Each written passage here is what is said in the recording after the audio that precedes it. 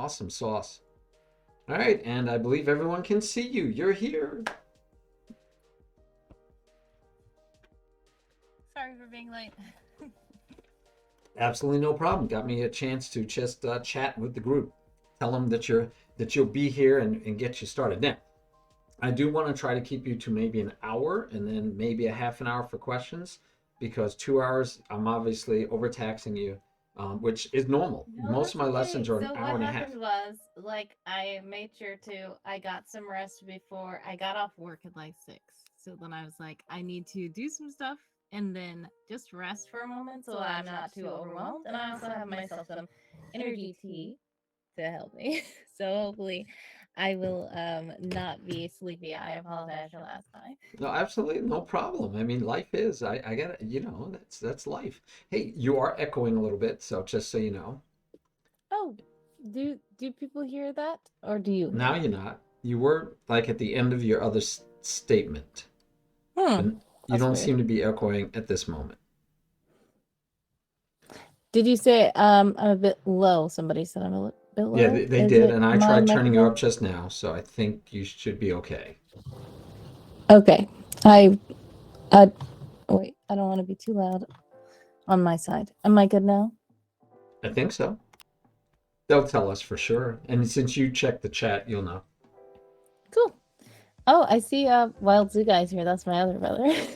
Oh, okay. I was like, another new chatter? I don't have a clue who he is, but that makes sense. And I hope your brothers aren't like watching so that, they're ready to play you and beat you. We want you to beat them, right? Come Well, on. he's the brother that I used to play a little bit of chess with. Okay. And we kind of knew how the pieces moved, but we didn't really know what we were doing. But Ah, fair yes, enough. he is that brother there. Okay. Are you in the study with me? Oh, Nope, yes, not sorry. yet. Yeah, I'm no new to worries. it. And we are in the introduction to chess post rules. That's the one you need to join or have active. And this is Okay, our here we go. fourth lesson, guys. Lesson 4. I should put that somewhere on here. Hey, thank you. Look at that. Raid! We got a raid. Look at that. Thanks, guys. Welcome. Welcome to the party. Welcome to the party. We are teaching WordiGirl, who is a streamer, content creator, an author. You do artwork too. I mean, she's just so eclectic. She does so many things. But we are taking her from a novice level all the way up. We're trying to get her up to a beginner level in just 10 lessons. That's our goal. Hey, Vector, how are you? So, yeah, this is our goal. This is what we're hoping for. And we are on lesson number 4. Like I said, I should put that somewhere. I don't know where. I'll have to remember to document it for sure later. So, 4 out of 10. So far, we've been able to do every Tuesday. Hopefully, we'll be able to keep doing every Tuesday and we'll get there. All right. So, this first puzzle, or not puzzle, this first position we're going to work with is showing you the difference between queens and rooks. All right. We said that we're going to treat them as if they're equal in value because most beginners, and you're not even a beginner yet, so I mean, definitely for novice and beginners, for most of them, they would rather have the queen than the rooks. But the computers and others tell us that the queen is actually only like worth 9 or sometimes 9.5. And rooks are worth how many each? They are 6? Close. No. Oh, I remember. So the bishop and the knight together were 6. Yes. And the rook is 10 by... No, it's not. It is? 10 by The itself? Or no? It's 9. it is I don't remember. I'm sorry. it is so the queen is 9.5 or 10, and the rooks are 5 each. 5 each. Okay, so 10 together. Sorry. I was remembering Yeah, 10, but no I forgot. worries. Hey, Vector, thank you so much for the raid, and I'm glad Bumblebee. I love her. Glad she recommended us. Thank you. I will give her let's just give her a shout out while we're at it. I know her name by heart. Yeah. So we do lessons with her on Fridays, every other Friday. Not always, but yeah, we have been for a while. So yeah, we've been doing that. And today we're working with Wordy Girl. And if you guys know any true novice or beginners, I mean, we're talking about under 1,000 lead chess or under 1,000, chess.com, that kind of beginner, then, line them up, send them my way. They can probably get to play Wordy Girl as she's learning. Oh, well, thank you, Vector. I hope I can live up to that. All right, Wordy Girl. So, in the spirit of Fat Tuesday, what I don't know what it has to do with Fat Tuesday. Mardi Gras. No, which one would you like to have? Would you like to have the rooks or the queen?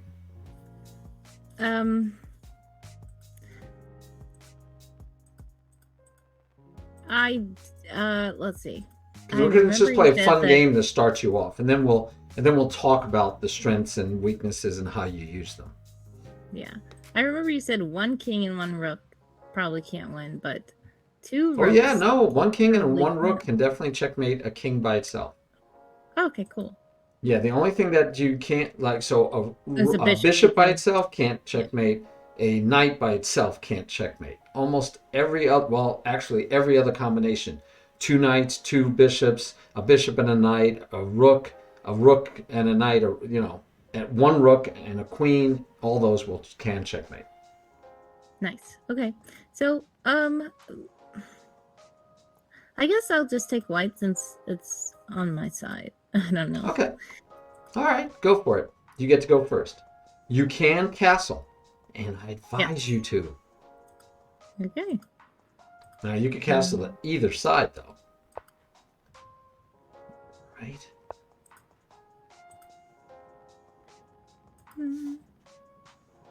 And guys, we are playing in a study. One of the things I really like about lead chess is studies, analysis boards, the board editor. All of those are just so nice. But one of the really, really nice things that you can do in lead chess is you can do a study, and in the study we both can draw arrows, we can both circle things, we can ostensibly, like we are now, play a game without a clock, but we can take back moves, we can do whatever we want within the general rules. I would love it if it will allow me to set up positions that don't exist, like with 2 kings, right? Like 2 kings on the same side. But we don't have that capability. I would love that. That would be really cool, because one of the things I like to do is where you do a game with pawns and chess pawns. No pieces. But I can't do that. Yeah, there's no way to do chess pawns, because it won't let me do it without a king.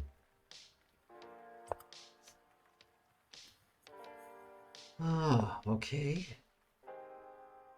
And by the way, we're gonna just do this one for fun, and then I'll go over the strengths and minuses and how you should use each of the pieces differently, and I think that'll help you in the long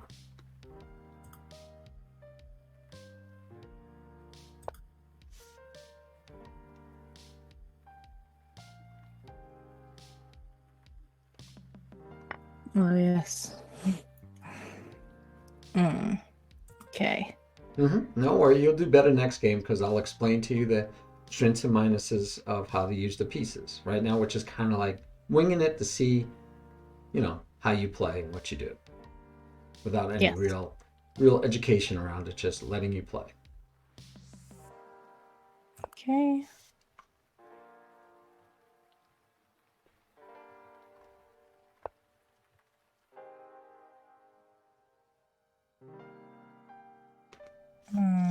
Okay, I see.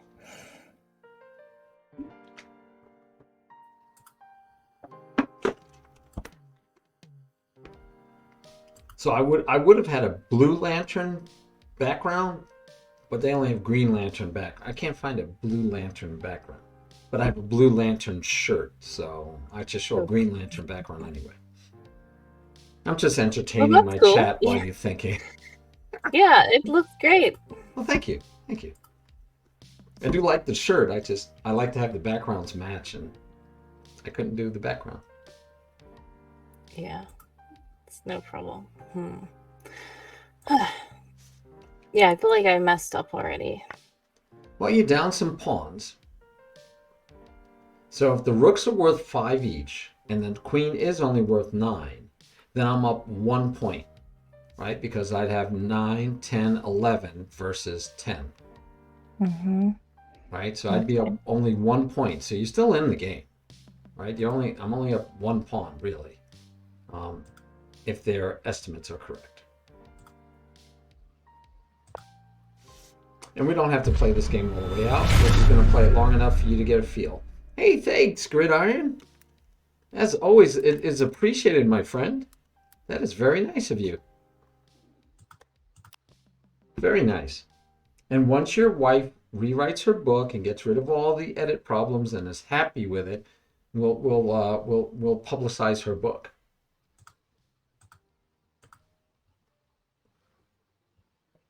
Wow, 9 months. Wow. I didn't realize you had done it for 9 months and on a 2-month streak. Thank you so much. I really do appreciate it. You make my day. You make me feel like I'm doing my job.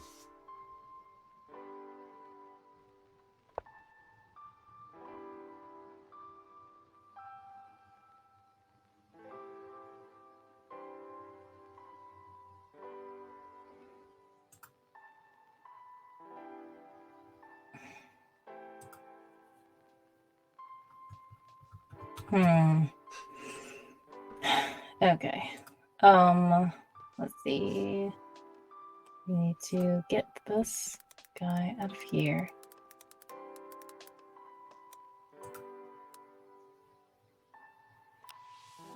That's not gonna work. Okay.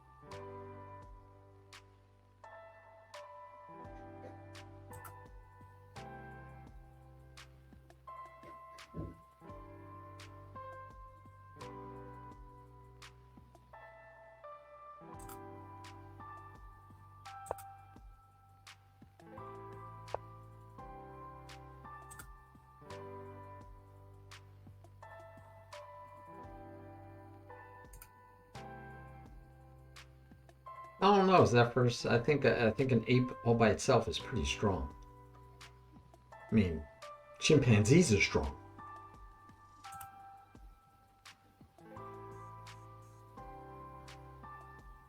Think you maybe wolves? Wolves are better together? Yeah. I don't know about apes though. And Gapes are just like flat out strong no matter what.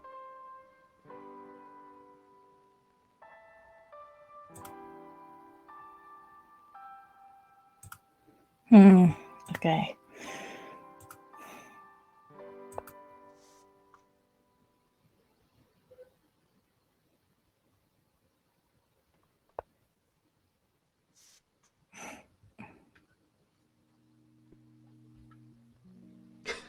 Okay, King. I don't know why you don't remember, but okay.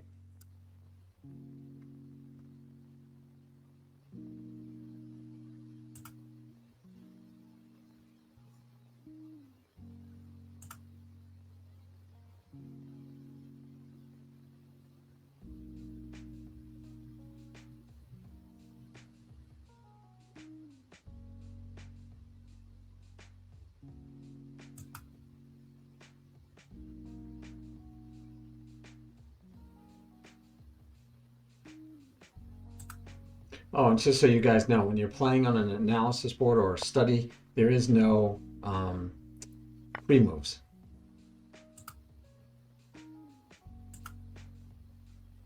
You don't have to live in the woods to know what an ape, monkey, chimpanzee is. You just have to, like, I don't know, read. I don't think you have to do too much to know what those animals are, right? Yeah, I don't think so.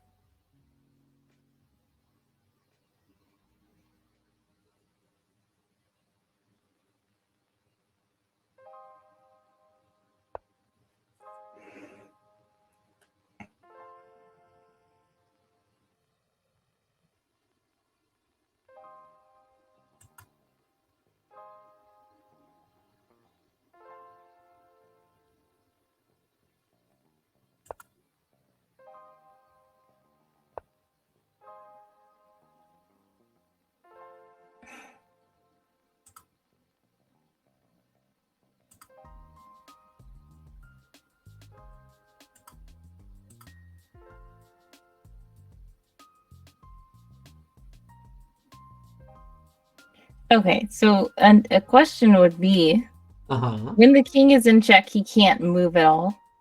I mean, he can't. I mean, he can probably get out of check, but he can't attack the person that is attacking him. Only because it's protected. Oh, I see. Okay, got it. Yep. Only if it's because it's protected. If it wasn't protected, that will be jumping into check because he would still be Correct. vulnerable after that move. So taking the queen would still, you'd be in check and you can never put yourself in check. So you can't go to any of these squares because you'd still be in check, including taking because it's protected. Correct. Technically, it's because you can't put yourself into check. Of course. So yes, I'm messed up. It's okay. Like I said, we're learning. So I'm going to explain a lot to you as soon as you, yep. And that should be checkmate, right? All right. So let's There's nothing talk. else I can do now. That's okay. Let's talk about pawns. Let's talk about you and me. All the things we. Okay. Anyway, so queens are powerful because they can attack more than one direction.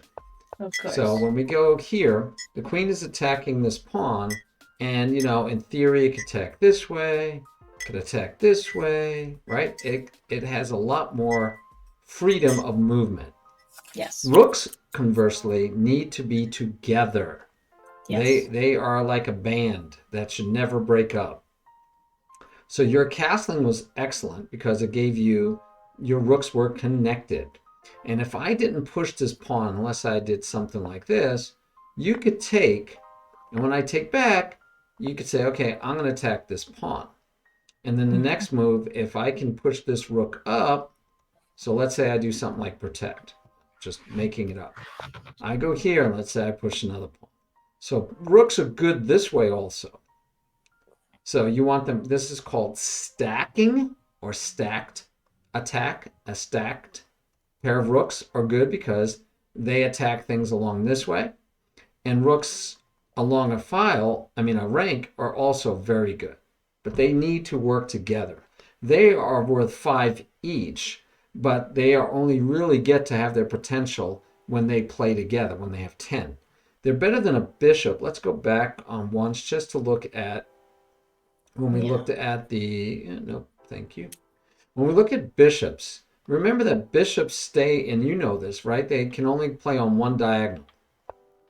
Yep, so even if they are working together, they can't truly be together because they can never be on the same diagonal. Well, what they do, which is really nice, let's just clear up a few pieces out here for fun. All right. So one of the things a bishop can do, because they can work together, is if you look now, that bishop and this bishop take away all these squares.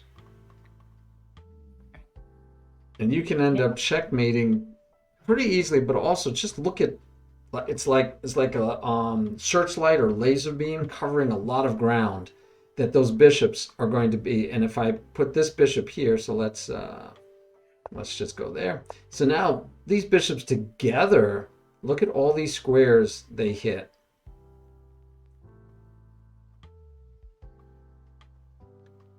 I mean, that can be devastating.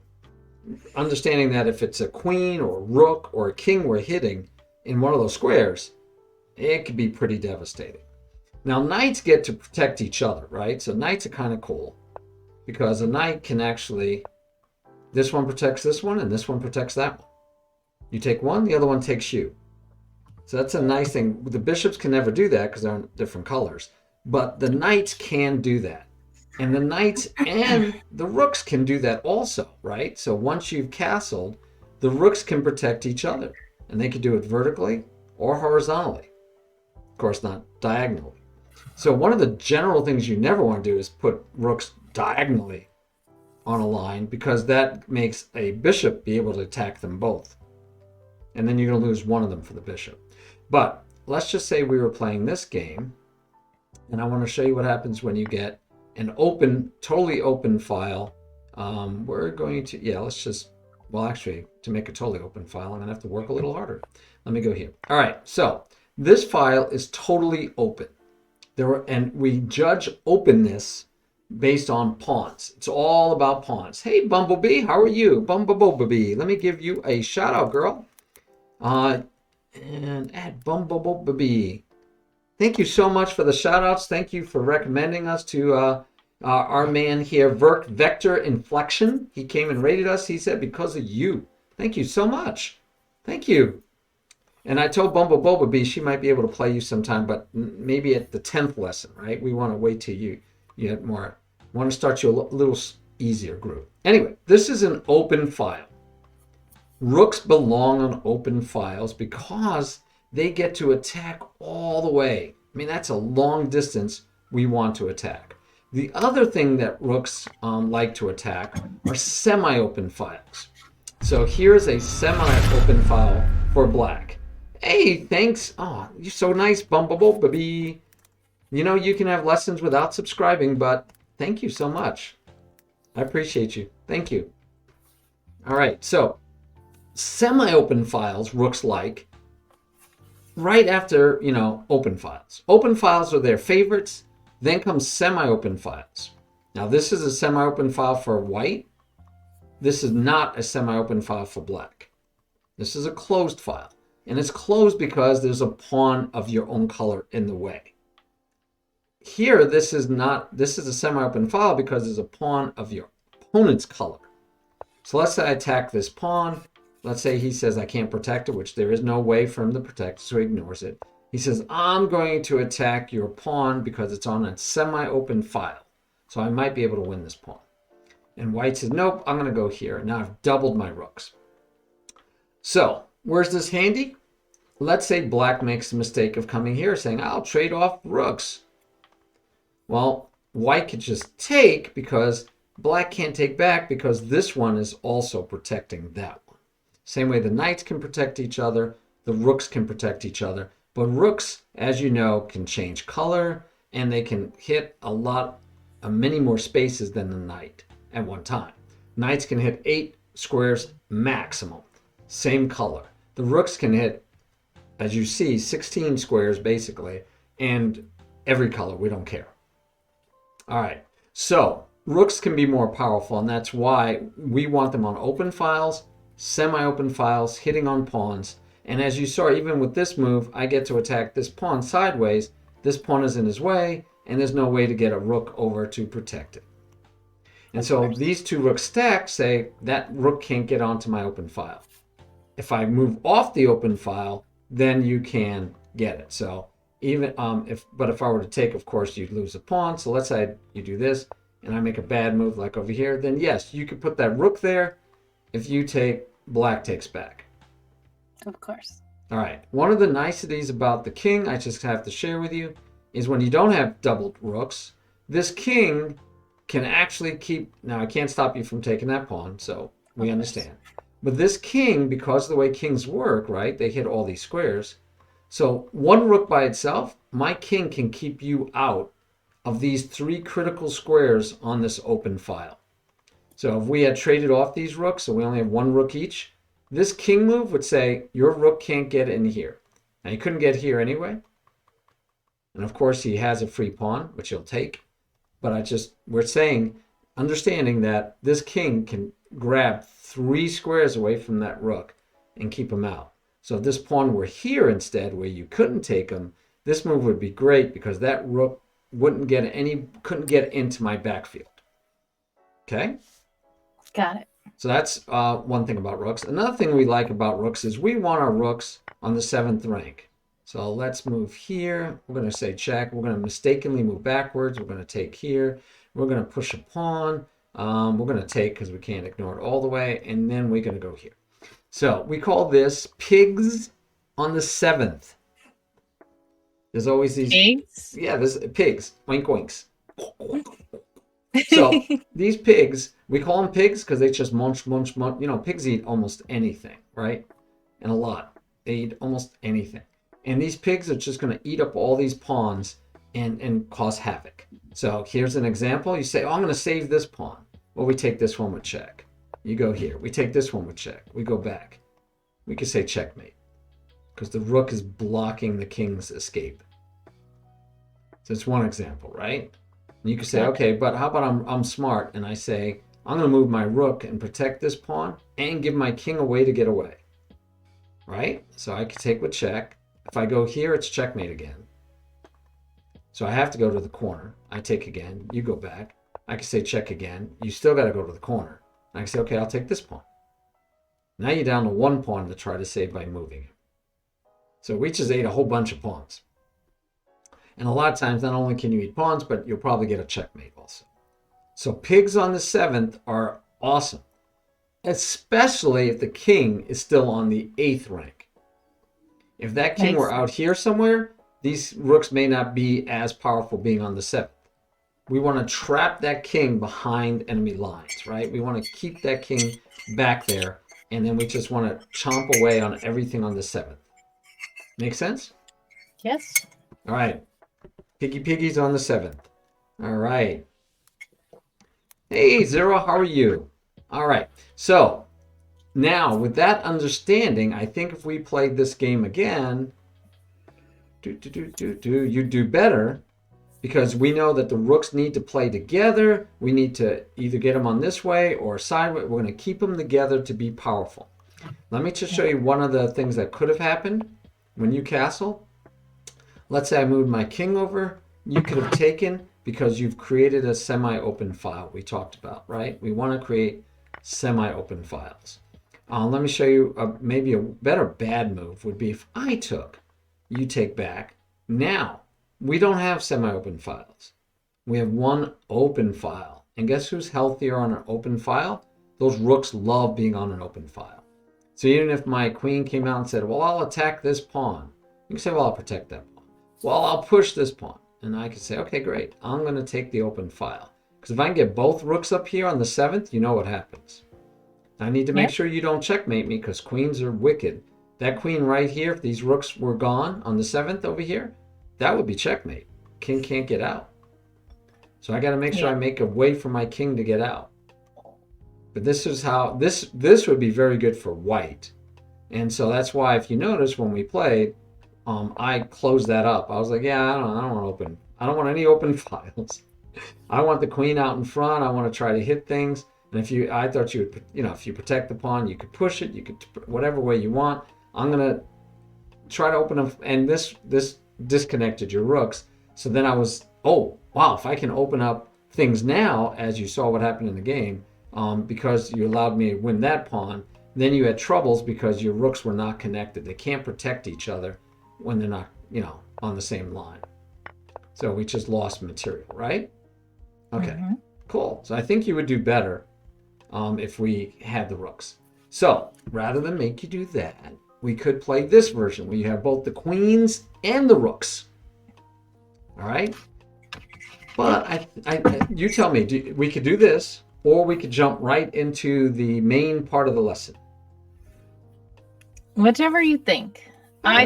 One of the things that I just need to realize, I guess, is when I'm looking at the board, I am always trying to predict what you're going to do, and that's something that I have to do. But I also have to, like you said, see what squares I'm occupying, see what squares I'm attacking, see what squares, that I'm attacking. Move a piece, not just, yes, of course, you as well. But when I move a piece, not just, okay, I'm here, I'm safe. It's more like, okay, what vantage point do I have from here? Yes. What vantage point do you have from here? Yes. So and we're going to teach you that, because that's what you're talking about, is how we analyze a position.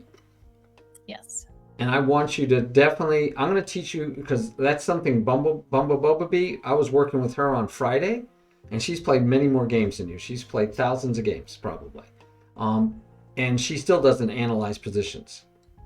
So I'm going to try to have you analyze positions from day one. Huh? It is a lot to keep track of, because then like you can tell when I'm thinking like, yes, I think I got it. And then you're like, well, she didn't see this. So it's like, I'm like, wait, a king can't attack? And then you're like, well, you're checkmated.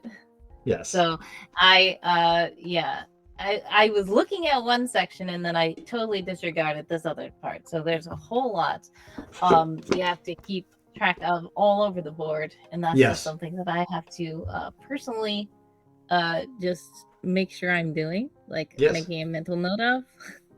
Yes. Because you're a great teacher, and I am trying to retain the lesson, but then if I do something, you're like, wait, I just told her. It's like, well, I thought I was doing it. I just wasn't looking at the whole thing. Oh boy. Well, I don't think I can remember a time when I told you, wait, I told you something and you're not doing it. That's why you are an outstanding student. You have been retaining and trying to apply everything I've taught from day one, and I'm very impressed. Very, very impressed. So here, it's like the one thing that if I were to tell you, oh, you didn't do what I taught you, would be, I didn't teach you about rooks staying together. See, if you had put this rook over here, I'd understand. But the problem is you're stuck behind these pawns. Exactly. So if you had put your rook here, actually, if you had just left him here and pushed this pawn, now if I take, you take. So let's see how that goes. That And would have now been you're more threatening. movement. Let's say I even come over here and I attack your rook. You go, that's nice. Now I have doubled rooks. Exactly. And you have a semi-open file. So you're a happy camper. In fact, let me show you something here. If we take and trade everything off, even remember the rooks were supposed to be better, who's winning? White still, because black Yes. has less pawns. Yes. And what kind of pawn is this? Yeah, that one's free and clear. There's no way anybody. So what do you mean by free and clear? As long as the king doesn't, I mean, we can try to get our king up there to create opposition. Okay. So what is this? So we learned about isolated pawns, right? Isolated pawns, yes. But this isn't an isolated pawn, right? Nope. In fact, how many pawn islands does white have? None. What? I mean, well, technically, this isn't a pawn. Remember, this is a pawn.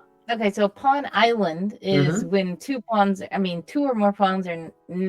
I mean, when one pawn is by itself is an isolated pawn. A pawn island is when two or more pawns are next to each other.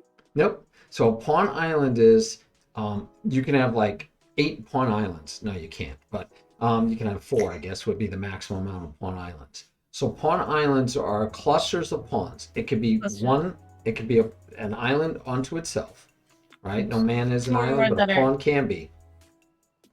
So 2 or more that are next to each other. Nope, can be one pawn all by itself. Can be an island? Yes. Okay. Yes. But it's also an isolated pawn. Yes. If one pawn is isolated, it is automatically an island. Okay, got it. Yes. Okay. Oh, I get it. Okay. Okay. So white has this pawn island because there's no pawns in this open file. And then he has another pawn island. Yes. So all right. Even if this pawn is way up here, it could even be way up here. This is still part of this pawn island because I can connect them. Of course. That's good. Right. No matter what I do, these 2 pawns can't get connected unless we take something in between. Yes. Okay. So white has 2 pawn islands. How many pawn islands does black have? 3. Well, yeah. Because there's 3 over there, 2 over here, and then the isolated one in the middle. Is it isolated? I mean, well, now with the king there.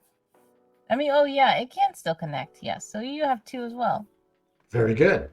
There are 2 pawn islands for black, 2 pawn islands for white. We have 1 extra pawn.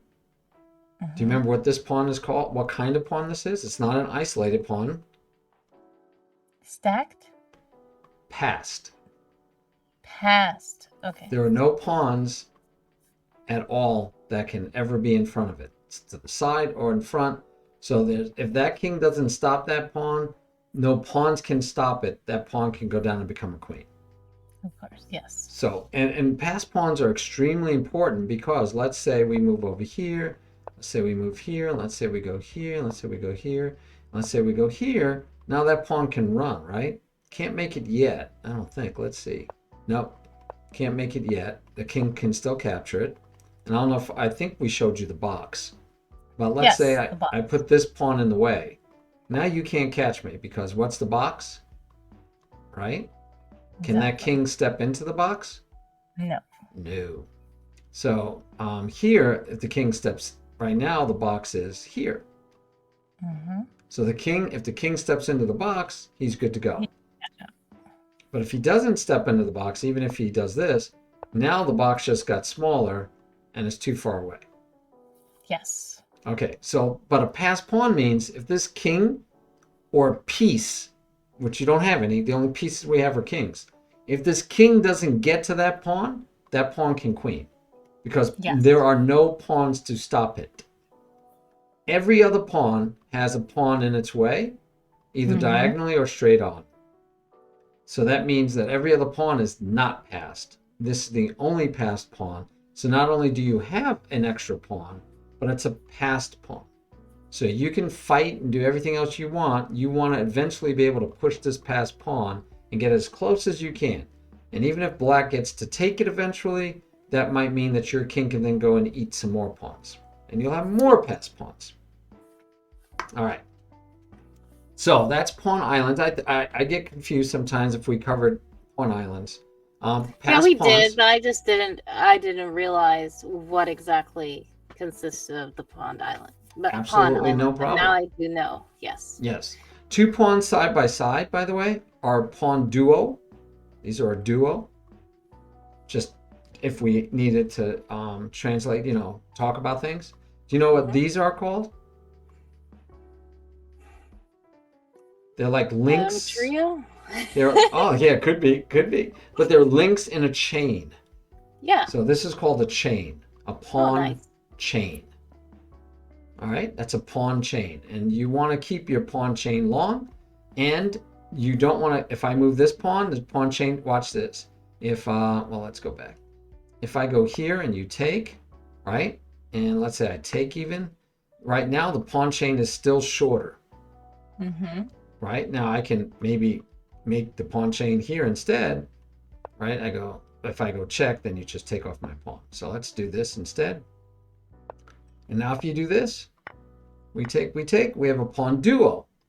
But Nice. You notice you don't have a pawn chain. Now you're still looking really good because what are both of these pawns called? Pawn duo? They are, no, right now they're in a very small pawn chain. They're a duo when they're side by side. Okay. But what else are they? They have a very important classification we just talked about. Oh yes, they're both passed. Yes, and they are connected. They're in a chain. They're connected. So I have connected passed pawns. This is a win. Yes. This is going to be a win for white because I know you remember that even if you try this kind of stuff, black can never take that pawn because this one just runs.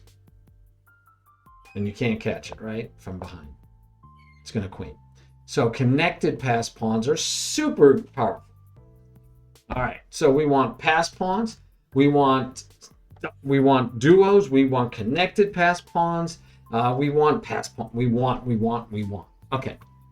All right. So pawns are powerful. We've talked about them. We love them. Pawns can't go backwards. Now let's talk about how you play a game of chess. I think of chess as life. And by what I mean by that is I can compare chess to almost anything you do. So I can compare it to any sport and it has correlations. In fact, a long time ago, I did a blog post on lead chess with my brother, helped me write it. It's comparing McMahon, Kansas City Chiefs quarterback. And actually, I think, did we do? Yeah, we did him and Magnus because they were both M's. And so we talked about how quarterbacking a football team is like playing a chess game because you're in charge of the whole, right? You have your team, you have your king, your queen, you have your pawns, you have your offense, you're going to play defense. I can compare it easily to any sport. So, Mahomes, thank you. Yes, I can compare it to any sport. I can also compare it to writing a book. So most books have a beginning, a middle, and an end. We agree? Yes. Cool beans. And the beginning is extremely important, right? Because you got to hook that reader. If you don't hook them in the first few sentences, paragraph, they'll put down that book and try a different book. Right? So the beginning of a chess game is very important. We want to hook the audience. We want to get hooked ourselves. We want to have an interesting position. We want to play good moves at the beginning of a chess game because otherwise you'll lose not only the reader, but you'll lose the game quickly. So we're going to make good moves in the beginning of the chess game. The middle game, just like the middle in a book, can get very convoluted. It can go left, it can go right, it can come back again. You think you know who the hero is, but then it's not. You think you know what's going to happen, you don't, right? Yeah. There's always those surprises and twists. Those happen in chess too in the middle game. Then you get to the end game of a book, where you're summarizing, you're wrapping it all up. It's over. But, we got to make everything clear and defined. And the same thing happens in chess. You'll get to an end game. Everything is cleared up on the board. You may be down the pawns and kings, and you just have to finish, right? You have to finish strong, because the opening, you want to hook the reader, and the ending, you want them to want to come back to read your next book. You got to end strong. Nothing worse than a bad ending, right? You went through the whole book. You dedicated hours to that book. You were invested in the characters, and then they do a bad ending. You oh my gosh, you don't ever want to read that author again. You're like, throw it in the trash. You're like, they ruined the ending. It could have been so good. I was enjoying the book, and they messed up the ending, and they don't want to ever read your books again. Same thing. You can mess up your ending and lose a game that you're winning. You can totally lose the game. So it's just like writing a book. Now, for a book, we have some techniques we learn, right? I was just working with a writing coach the other day in a workshop I attend, and he was talking about some basic stuff you do with dialogue. Like, you don't make all caps for somebody to be yelling. You don't basically, if you like Stephen King, you don't say, she said that alluringly, or she said that romantically, or she said that angrily, right? You got to show it in what the words they use, and then maybe describe their look on their face, or the fact that she punches you, something. But that's cheating. That's like, it's a giveaway, right? And so you want to make sure that you're following the correct techniques and tools for writing. We want to give you techniques and tools for playing chess. And all three phases have some that overlap, but they also have some that are unique. So in the opening, what we're going to start with, you and I, is only using these two pawns. And when I classify the opening, it's going to be the first 10 to 12 moves. And we have one distinct goal in the opening. One really important goal. And that is to take these guys, get them off the back rank, get them off the back rank, get my queen off the back rank somewhere, and castle. And what that'll do is that'll tell me that we are fully developed. So I'm going to show you bad chess and good chess.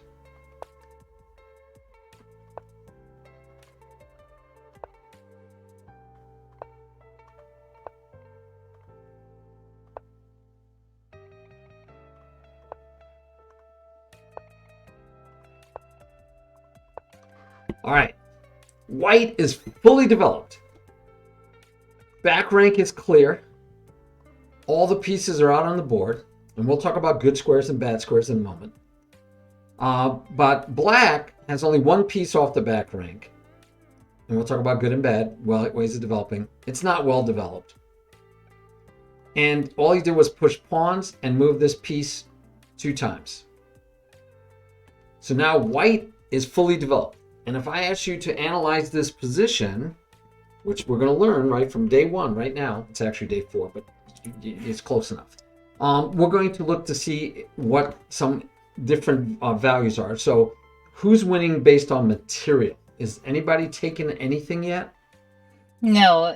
If we're looking at the pieces on the board, technically they're tied because they both have all their pieces. They do. They have all their pieces. So that is one of our first things we judge to decide if we're winning or losing, and how we can go about, what's the plot, right? I want to know what the plot of the story is. This tells me a lot about the plot. I want to know. So right now, there's been no trades, right? Nobody's been killed off. The Montagues haven't killed off any Capulets yet. Right? This is pretty static. All right, so no trades. But I can look at other things, like where can my king go for king safety?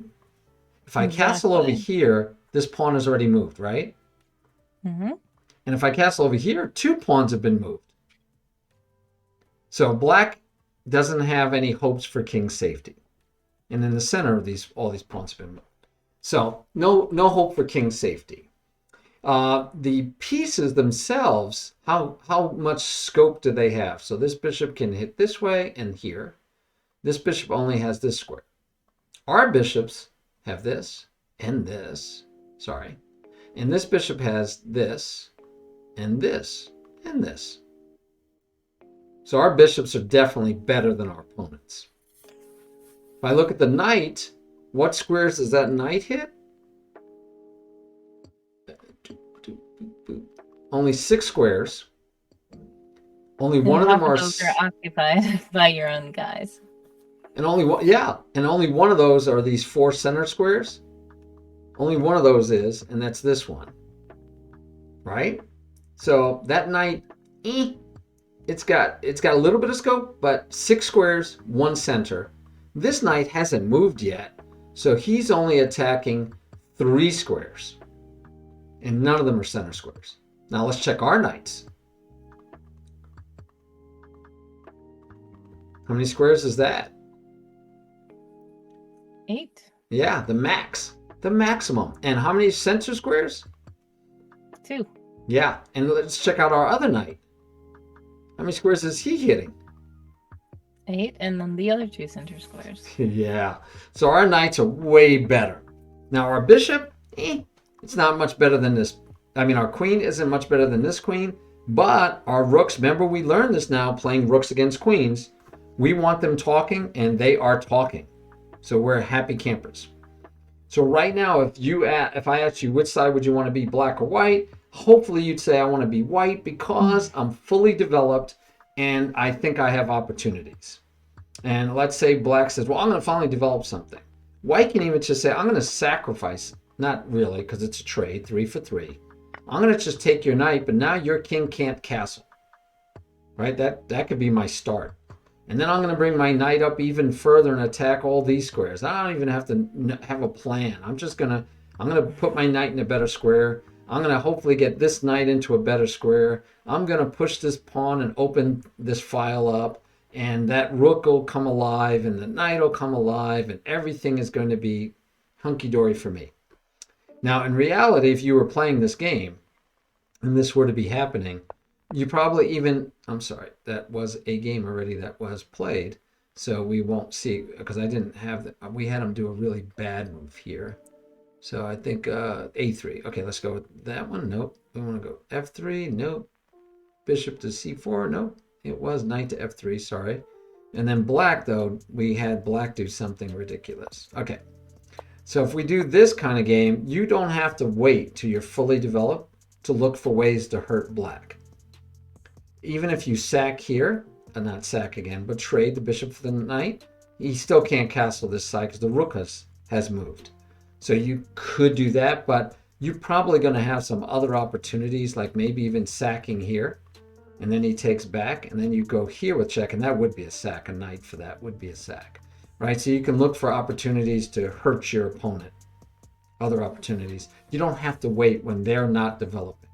So our goal in the opening, and we have a specific goal in the opening, and it's to develop our pieces as fast as possible.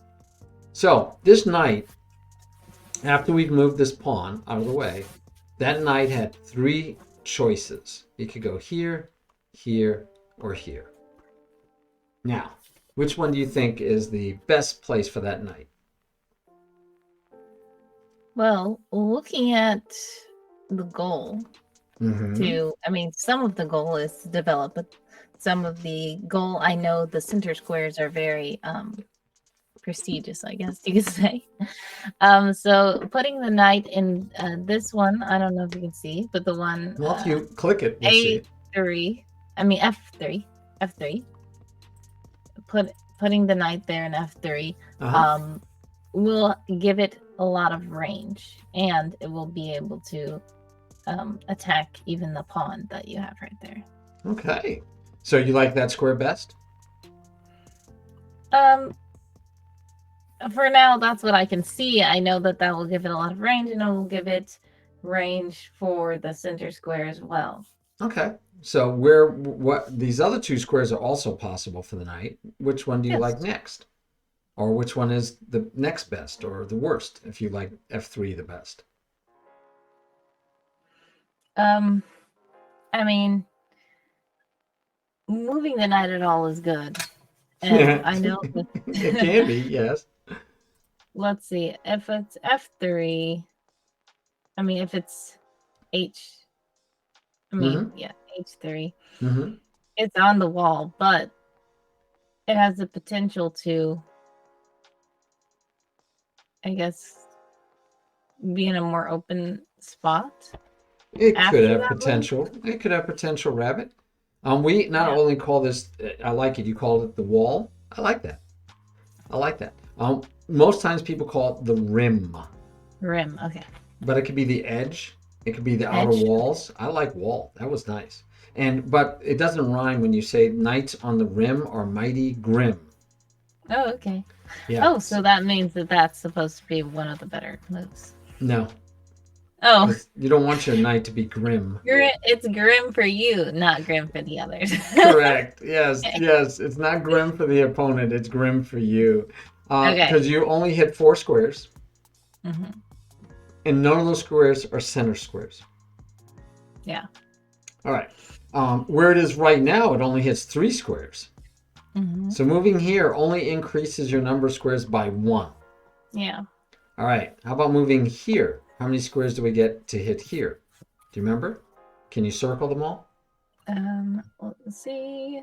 I mean, we So you also right can click, you circle should the ones circle. that. Okay. And we don't care if there's anything there. It's just what squares does he hit? Okay.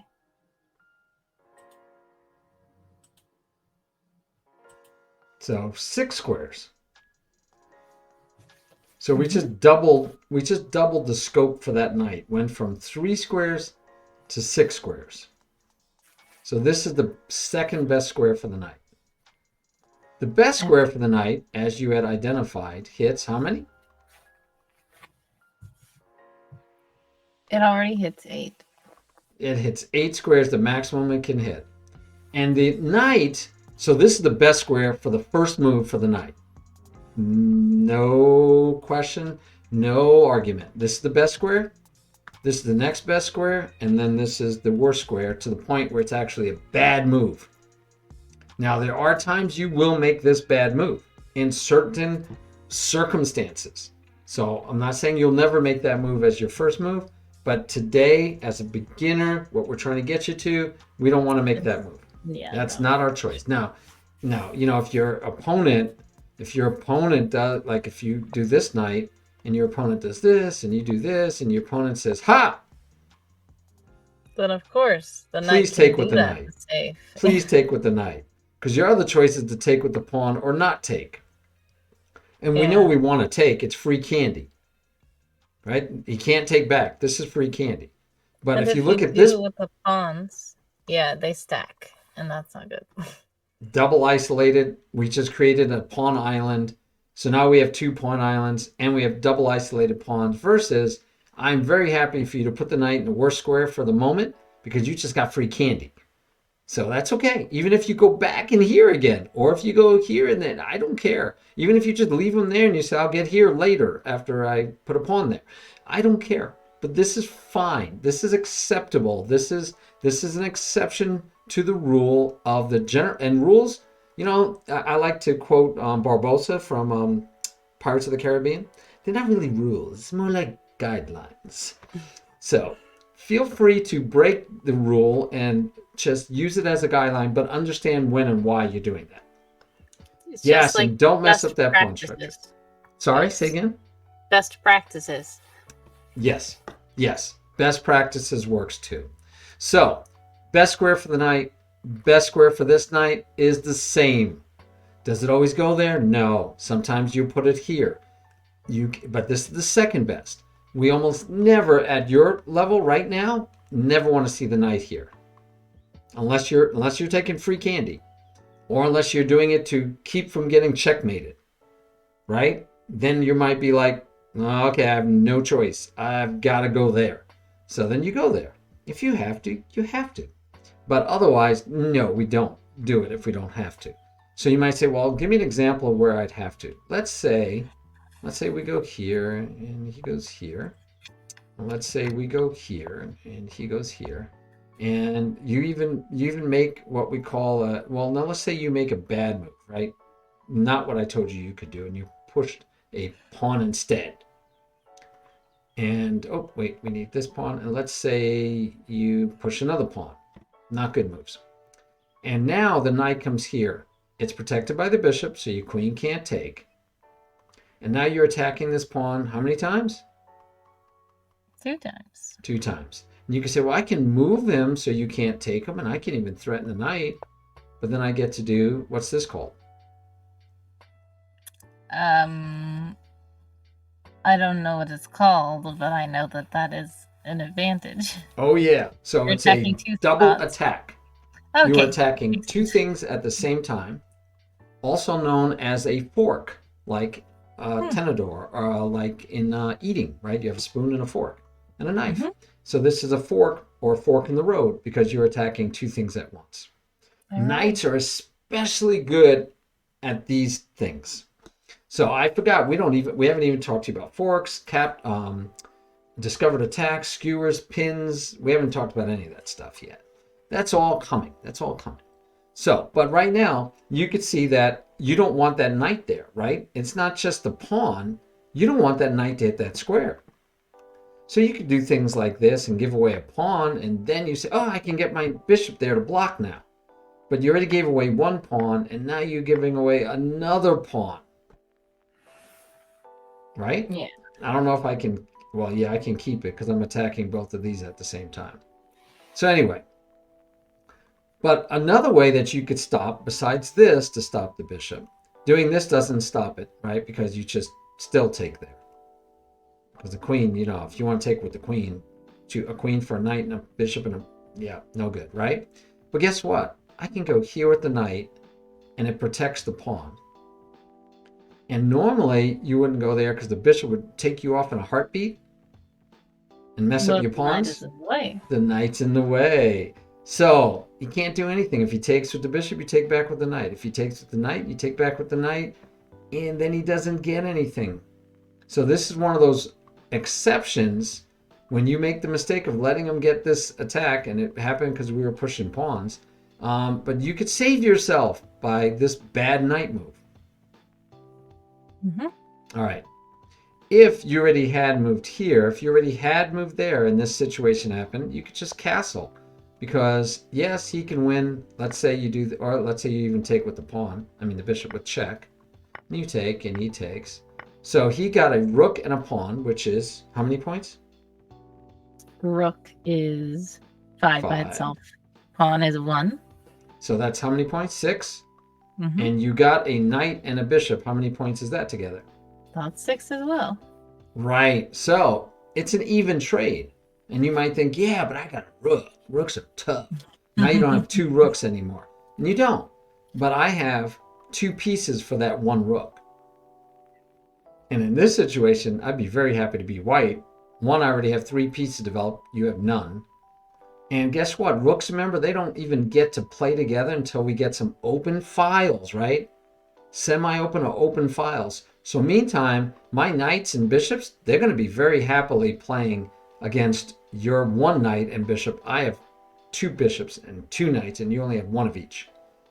And maybe in the end game, your rooks might be powerful. But even then, 1 rook against a knight and a bishop, I'm still happy with the knight and the bishop. Even if you have an extra pawn. All right. Alrighty. So we like to say there are 5 goals. 5 goals in the opening. I remember. Ah, good. So what's the first goal? Okay. The first goal is develop. Yes. What's the second goal? Develop. Third goal. Develop. Right. So this is what we're talking about. That's why it's so important. We're going to develop our pieces. Preferably knight, bishop, queen, castle.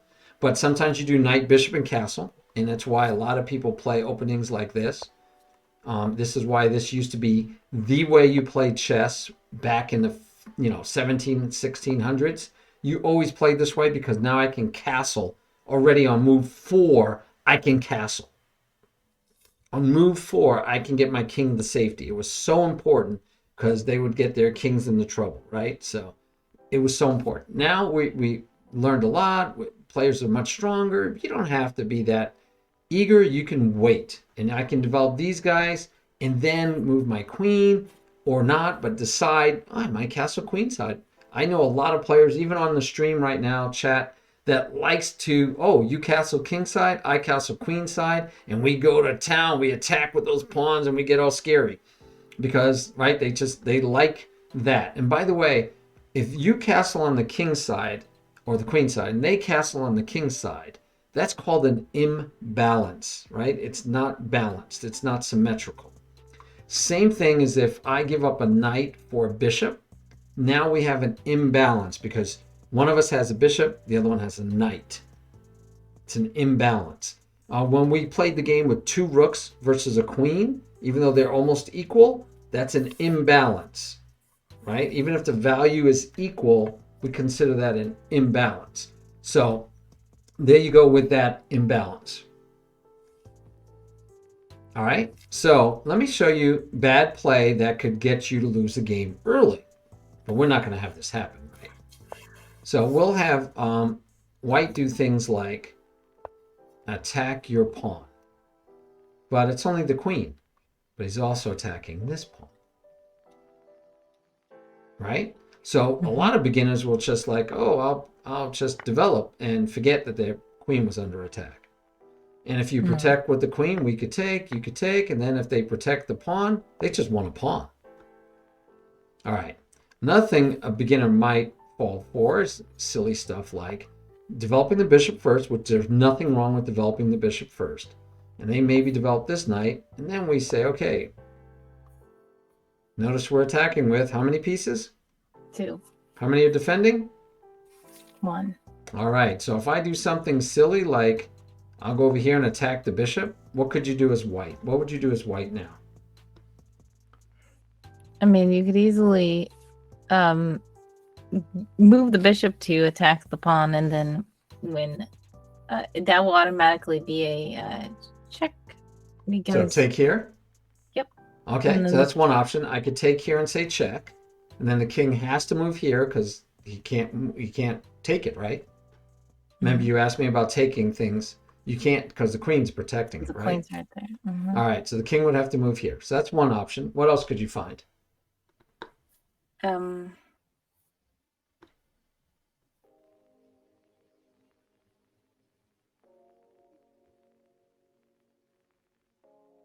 Well, you can take with the queen, and then that way, the only other thing that can happen is the king, but that'll force him to move also at the same Where time. to? Where could the king move to? I mean, he can't move, I'm sorry, because the queen can have more range than the bishop. So what would that be would called? be a checkmate. There you go. And this is one of the fool's mates you can run into. All right, that's just a fool's mate. And it's like, they call it that because, boy, you were stupid. You died in 3 moves. So yeah, you don't want that to happen, right? That's the 4th move, but so now, does that have to happen? No. I mean, it's pretty obvious, right? That you should see that, oh, he's threatening these ones, and the only one that's not protected is this guy. So you have to find a way to stop mate. You could push the pawn. We talked about that kind of move, but you could also say, get away, queen, right? And he can't take here because you got the knight. So then the queen says, okay, I'll go here. Is he threatening mate again? Well, yes, because the bishop is still there. Yeah, he's threatening mate again. So what could black do to stop mate? And remembering your goal of develop, what could you do to stop mate? And develop at the same time? Well, the knight can move, but... Which one? Why don't you go ahead and make the move that you think would be good for black? Let me see.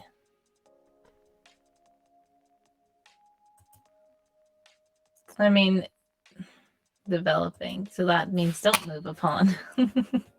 Correct. Correct. And we only want to move center pawns anyway. And now that we move this pawn, we have a choice about where to put the bishop. We can also put him right here. And this would be a good square. If you do this, which I'm telling you not to do in your first games you play, But if you do this, because like I kind of forced you to, then that's a Yeah. great place for the bishop to go. Nice. But no, we don't want to move we don't want to move pawns except for the center pawn. So how could you stop checkmate? I'm threatening checkmate and develop a piece at the same time.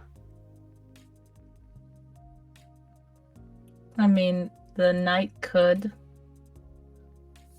get in the way, but then Show me. Very like good. this? That's very good. And so let's say he says, well, I'm going to attack with the bishop, but now it's your move because he had to get the bishop to be free, right? So now you could just develop the bishop, protect the knight. So even if he attacks the knight, you're like, so what? I'm already protected. And then you could castle. Then he could go, oh, I'm going to get this knight here and I'm going to cause you troubles. Well, really you're not, because you still, even though you have 3 pieces, I have 2 here. Well, maybe you could cause me a little trouble, so I guess I'll chase you. Tell the queen to go away. Guess what? The queen can't go here. Queen can't go here.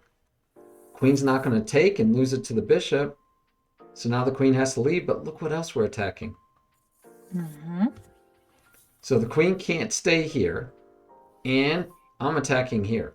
So sometimes, you know, because this last move, he's threatening to go here and have another piece attacking you. And you might say, yeah, you know what? I don't want you to have all those pieces attacking me. I can get rid of one of those pieces because it's out too early. And this is generally not good for white because, first of all, he's in the way of his own knight. That's the best square for the knight. The queen's out early, so I get to chase him around. So in general, yeah, you're doing better as black. All right. So you could have moved here to protect. Remember, we taught you that? But that's not good because that's what? The worst square for the knight. So now white gets just even like, well, he doesn't want to throw away the pawn because you would take it and attack the queen again with tempo. You'd get to attack the queen again, right? So this is the nicety that this knight is here. You're going to get this attack in. But, you know, if I do this, I'm threatening to take off the knight. And then if you take back, I get mate again. So yeah, this is not the best square for the knight. The best square for the knight is right there. I'm sorry, right there. And you could do that. You could put the bishop here, but then this hole is just a hole. Yeah. Right? Maybe you castle queenside so you don't care. Anyway, but I hope you're getting the point. And the major point I want to give you is that the top 3 goals are the same, and you got it right. Develop, develop, develop. Do you know what the 4th goal is? Do you remember? I know there's something about the center squares, but I don't know if that is in this 5 steps. Okay. It is king's safety. Oh, yes, of course. After king's safety is control the center. And we won't even talk about that until probably lesson 9. It's important, but as long as you're moving only the center pawns and you're developing your pieces, well, you'll do great. It's automatic. Yep. Now, let's talk about, last thing about development. We already found the best square for the knight. We found the second best square for the knight. And we found the worst square for the knight. Right? We have all the squares. We have that figured out. But the bishops are a different animal. Like, where do your bishops belong? So the bishop can go here, here, here, here. We can't go here because we lose it. We can't put the other bishop here because we lose it. But otherwise, these bishops, look at all those choices you have, right? You have a lot of choices. You actually can't go here either, not at the moment because of this. But you have a lot of choices. If we add in the ability to fianchetto, this is called, it's a French word, fianchetto, remember you learned en passant, and now we have fianchetto. If we add in fianchettoing, this could be a place to develop here, here, here, or here. So now we have even more squares that we could develop to. And that's one of the reasons I say, let's just stick with the center pawns. Stick with center pawns, because now we keep it a little simpler. But you have to pick what's the best square for my bishop. So that's another reason to go knights first and see what he does. That might help you pick where to develop. So if he puts the knight here, you still have all of these squares, but depending on your personality, you might say, I want here. And this is our first tactic we will be teaching you. It's called a pin. And so I want you to think of pin the tail on the donkey. And what we just did was we pinned that knight onto the king. See? Got it. So it's like pin the tail on the donkey. I've pinned that knight to the king. We call this an absolute pin. So a pin basically means you stopped the piece from moving, because if it moves, then the king is checked. Absolute pin means exactly what you just said. Okay. In fact, it's absolute because the knight cannot legally move. Cannot legally move. I've also pinned this knight to the queen. It is not an absolute pin because can the knight move? Of course. But you'll still be at risk of losing the queen. So I see that the game makes it impossible for the king to be willingly in check. Correct. The computer won't let you technically- do it. Right. And you can't do it in a game outside of the computer. But you could try and then be told, sorry, that's illegal. But the computer won't even let you make it illegal. So if I click on this knight, look at all the squares it can go to because it can legally move. If we click on this knight, you notice it has no squares show up because there is no legal move for that knight. All right. So this is a pin because you're right. If you move the knight, I'm threatening to win something of greater value than this piece. Not the piece that's pinned, but my piece. I can win something of greater value than my piece. It's a pin. Now, it could be a piece over here that's not protected, like, say, a knight. A knight's the same value as the bishop, but if that knight wasn't protected, right, you still can't move the knight because you'd lose the piece for free. So it could even be a pawn that's not protected, right? I'm going to win free candy if you move that piece. But this is an absolute pin because it's illegal to move. And this one is just a really nice pin because, right, he can't move without losing the queen. So how do you deal with the pin? One way is you put a bishop in between. Because now if the knight moves, I'm attacking something of equal value and it is protected. If it wasn't protected, it'd still be a pin.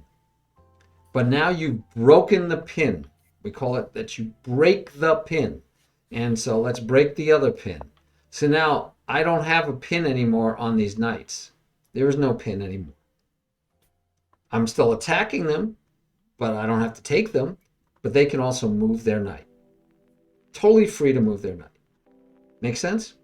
Yes. All right, so that's a pin, and pins can be awesome. They can be very, very powerful. In fact, we even have one of our special endgame checks, games to go over, would have a puzzle where you win the game because you pin. But we'll get to those later. But the point to all this is, when I have to decide where to put my bishop, I could, oops, whoa, what in the world? I want to put my bishop. One of those options can be to pin. People get so scared of this move that they push this pawn before they even put the knight out there. What's wrong with that? It's not a center pawn. Means I can't castle over here safely. And I didn't develop a piece. So even though it stops my bishop from pinning his knight, this is what we call scared chess because, and actually at the higher levels, sometimes you do it and it's a good move. But at the beginning level, when we see this, we're like, oh, he's scared of our pin. Okay, fine. I'm going to just keep developing. And I hope he keeps making these kind of scared. Maybe he'll do that move too. Maybe he'll do this. Because now he doesn't want that pin. And then he might say, okay, now I can develop my knight. And you could castle. And he might develop the bishop. Poorly developed, right? Didn't have a lot of scope. You want him out on the board somewhere like yours. Look at that. And you could go, that's great. You just keep on doing that kind of stuff. And he castles, and now look at this. You have this bishop hitting here, bishop, your knight's ready to go, your queen's ready to go. Your knight can probably even come over to that side. Again, I'd rather be white anytime in this game. You're looking scary dangerous. Well, they're not looking like anything, right? I'm not worried about them at all. Make sense? Yes. Okay. So we won't worry about, we're not going to make these moves, even though later Later, when you become a stronger player, you very well might make these moves. But in general, we're going to try to only move our center pawns, and we're going to try to develop as fast as we can, just like we played pawns where the race was to get a pawn to the other end. Our race is to develop. All right? Nice. All right. Oh, Dean, you changed your name. At least you still kept the Dean part. I don't know what Scooty or Scuddy means. I don't know. Call me Dean was clear. I knew what that meant. All right. All right. You ready to try a game? Okay. All right. You get to be white. We'll play right here on this board. And it's just for fun. But our goal is not to win the game. We're not even going to finish it. We're going to just see if you could develop. Alrighty. And I'm going to throw some twists at you later. But I want to see if you could develop. All right. Let's see. Yeah, King, actually, my saying, if you remember, my saying is you have to be good enough to make bad moves. All right, I want you to pay attention. I'm going to throw things at you, a little tricky. You still got to pay attention to what your opponent's doing.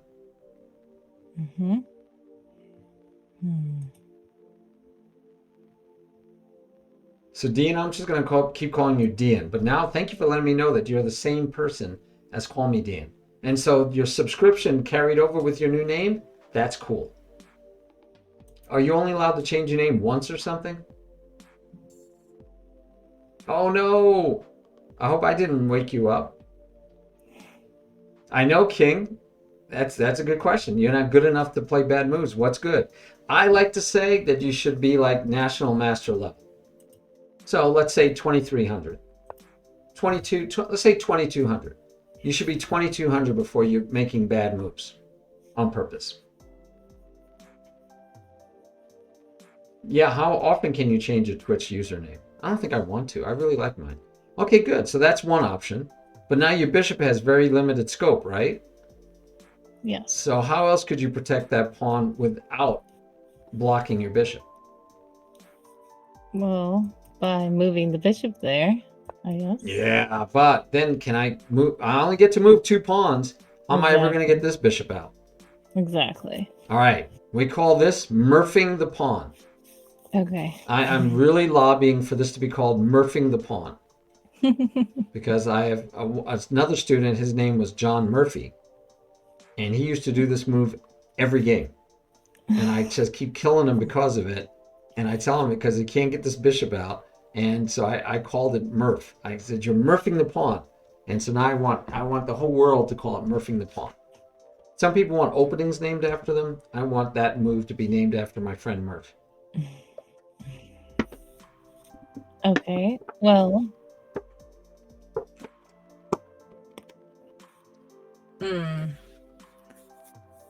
I would say if I cannot do the pawn, the only other thing I could do is maybe to get the queen right there. No, we don't move our queen early. Remember, knight, bishop, queen, castle. Okay. So, but sometimes I might not be able to do knight, bishop. Maybe I have to do knight.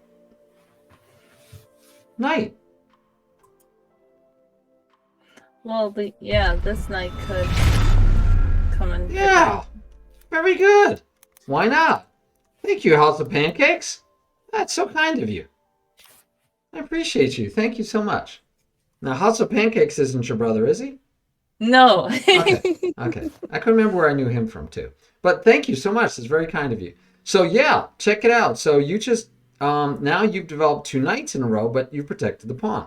Now, I will tell you, just because the chat will make me tell you, there's a whole line because his pawn is undefended, your pawn is undefended. You could take, he could attack your knight. You could protect your knight. He can chase your knight. You can move away. He could take. You can. There's a whole opening, right? So you're a beginner, right? And you don't want to. You're a novice. You don't want to have to figure out all of that scary stuff. So the simplest thing is just say, I'm not taking. But out of what I want you to do, I'm not saying it's the best moves, guys, out there with your opening books. We're saying from a novice, I want you to develop a piece, protect the pawn. That works. All right, so now if I attack the knight, so I am in essence threatening to take the knight, you'd have to take back with a pawn, and then I could take this pawn, right? Mm-hmm. That's at least the concept. I will show you why you're not going to be worried about it, but what would you instinctively want to do here?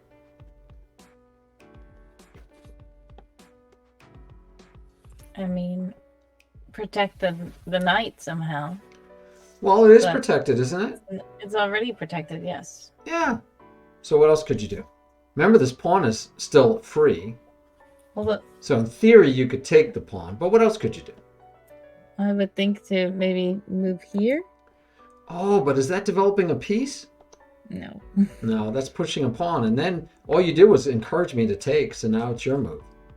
Okay. Right? And so how are you going to take back? By the way, general rule, help you out with another general rule. So I don't like to teach more than one principle as far as improvement. So we're really talking develop, develop, develop. That's our major thing today. But I will tell you, pawn, when you have to take back with a pawn, taking back with a pawn, normally you take towards the center. Yeah. Because I think you remember I told you that the center pawn is worth 1. The next pawn over is worth like 0.33. The next pawn is worth like 0.15, and this one's even worth less. Right? Pawns are more valuable as they move towards the center. Okay. All right, but this would be an example where I'm going to show you a difference. So I don't want to do this because you're not allowed to move non-center pawns unless you have to. So if I take you, you could take with the center pawn and keep to the rule, or you can say, no, I'm going to take towards the center, so I'm breaking. I know I'm not supposed to move center pawns, but I have to take back. All right, that said, what else could you do? Can you develop a piece? We want to develop, right? That's so important. Yes, so So I'm the going to show you only a trick. thing that I can do is the bishop, Yeah. And this one you but shouldn't it's know. not on the right lane. Yeah, I'm going to show you a little trick, okay? Because you would not know this without playing a lot. If I take, normally I said you take towards the center. We're going to break the rule and take away from the center. For one reason and one reason only. Look at the board. I have 2 pieces developed. Black has 1. All right. Now look at my bishop. Now right? the bishop It gets is better. free. Yes. It gets better. And the queen has a lane, yes. Wow, look at his bishop. Stuck. Look at his queen. And the Only knight one isn't square. out yet. Yeah. So by taking this way, if my opponent decides to take the free candy pawn, I can now attack the knight, the pawn, and this pawn. So I'm threatening what again? You're threatening 3 pieces. Yeah, but what's this threat? Oh, that's check. That's check. Check or Checkmate. it's checkmate. So again, you wouldn't know that you could sacrifice and not sacrifice, but let him take your knight and then sacrifice this pawn because you get this move in. But now you're threatening checkmate, the pawn to win a pawn back, and you're threatening the knight. Now, even if you didn't know that and you took this way and he took, remember, you still can take him. And again, you don't have to. You could do what I showed you on the other side. I can attack the knight this way. But you could protect because my bishop is under attack. So it gets ugly and it's all confusing. And there's no reason to because normally you just take that way. All right? But yeah, this isn't something you would know without being shown this. But look at that. It's 1, 2, 3 attacks. So this is why it's called a double attack. But it's a fork, right? I fork 3 different pieces. I'm not counting these guys because they're protected. But I am counting checkmate that's open, the knight, or the pawn. So what would you do as black to get out of this?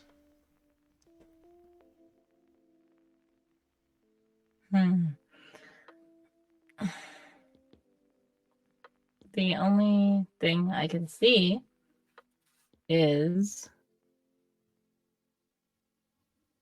if I move the queen. Go ahead. Like this. Then I get to take the knight.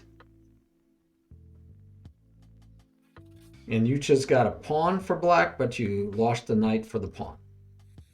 Agreed? Yeah. All right. Yes. So your best bet is to bring the knight back this way. Remember how the knight protected the pawn from over here? Oh, yes. So you can bring the knight here, but look what I just did. I murphed the pawn.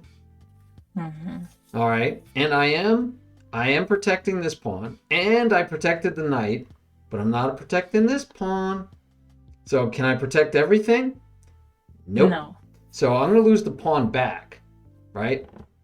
There's no doubt about that. I'm going to lose the pawn back. And I'm not going to take here because the queen would just take me up. And I could take with the knight.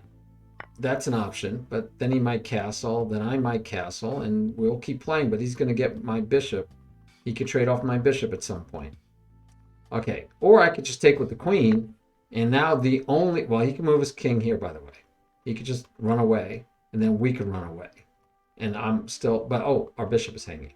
So if he goes here, our bishop is now hanging. So we'd have to do something about the bishop, and we can go here or here. Again, we have choices. Let's say we go there. So he still can't get the rook out. His pawn is murphed. The knight can come out and say, I'm attacking your queen, and we could play on, right? And again, you play on. But yeah, and if he puts the queen in front, we could just trade, and he would take back, and now he can't castle, but he'll be able to get the rook over. You castle, but you didn't lose anything. Now, I don't like the double pawns versus the non-double pawns, so we would want to get more out of this than just that. But remember, our bishop is free to go. We have a bishop. We have our pieces more active. So even back here, this is normal, but maybe we have better than taking this pawn for sure. Maybe we keep the bishop on the board. I don't know. I don't play this, right? We don't get into this very often. But the point is, you could still just, hey, I'm going to develop. Even if I lose, even if you just flat out lost that pawn, for him to win that pawn, let's say he just wins that pawn and we castle.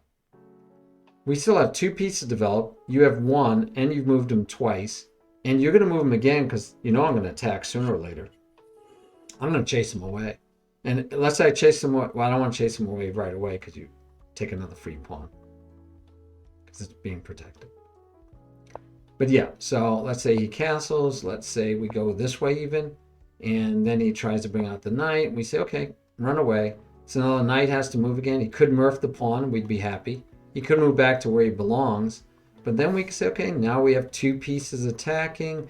This pawn is going to move, and I'm going to have the bishop attack. I'm going to win back my pawn, and I might be happy.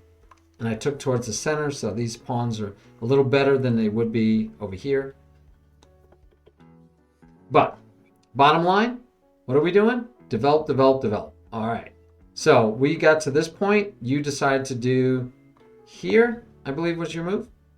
Yes. All right. So I'm not going to do that move. I'm just going to go here. All right. Your move.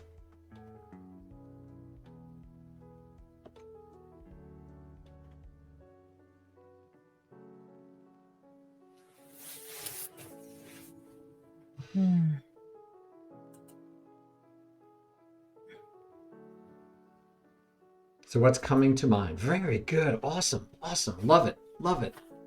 Love it. All right. I'm going to make bad moves because I want to make bad moves. Go ahead.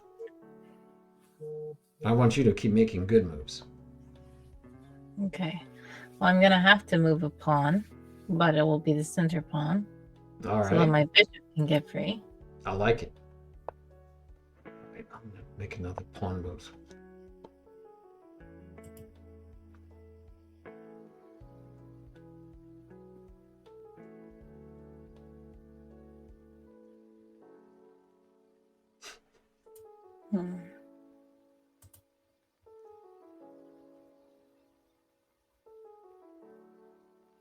I'm just going to move right here. I love it. Just developed. I cannot fault you for developing, right? Now, realize that when he does this, right, he probably won't be able to castle over here safely. You also may feel a little feared, right? That you don't want to castle over here either, right? Mm-hmm. Yes, Willy Wonka. Definitely, Bumblebee. You're Willy Wonka. So you might be planning to castle queenside where you have 3 pawns and he has nothing attacking you. Where over here you might feel a little scared. Just saying.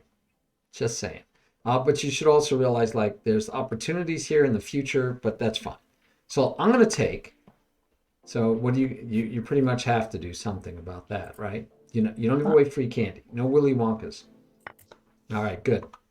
By the way, the biggest problem for beginners, for novice players, the biggest problem is giving away free candy. If you can keep from giving away free candy, you will be better than probably half of the people that play chess today. You could already be in the top half of the people that play chess today if you just don't give away free candy. And all you have to do not to give away free candy is pay attention to where they can hit, right? It's just a thing about paying attention. All right. So I did all that to make a point. Let's see if you listened. Okay. I see where you can attack. Good.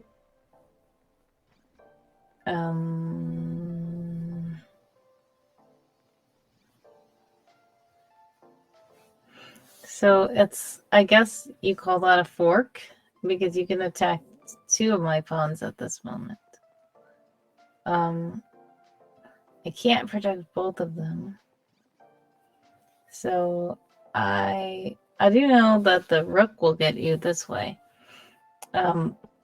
So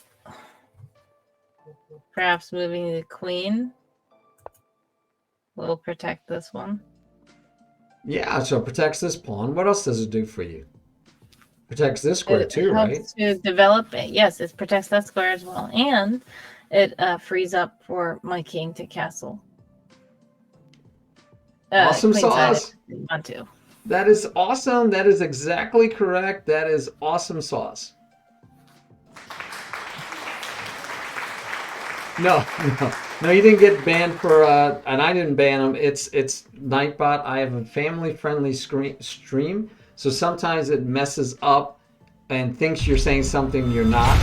So that's all it is. Yeah. Thanks, Harry. We appreciate it.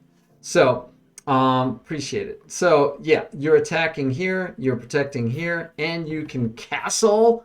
Beautiful. Beautiful. I like it. Probably the best move I think you could make.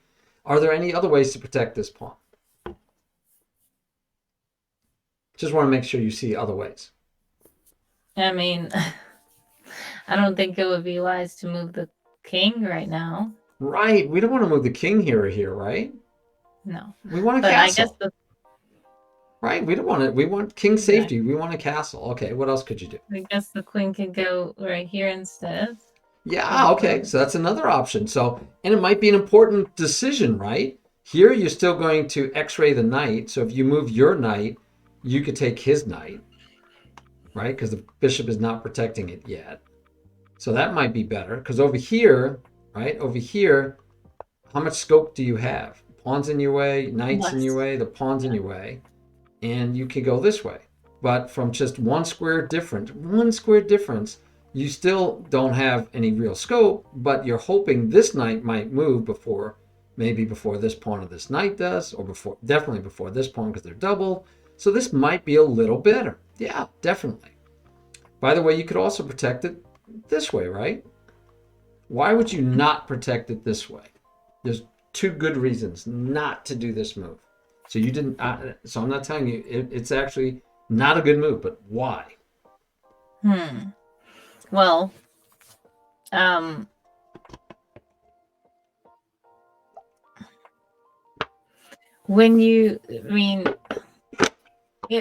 once the knight takes from that angle here, then it's going, it'll be, it will be a weird, you can just take back, position, right? because but it's a knight for a pawn.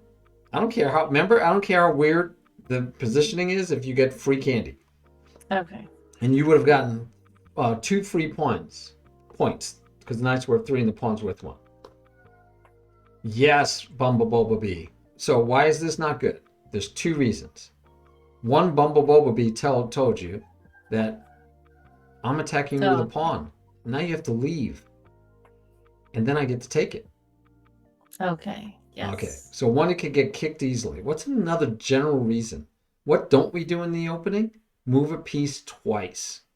Okay. You had an opportunity, which you took, to develop the queen, which is another piece you need to develop.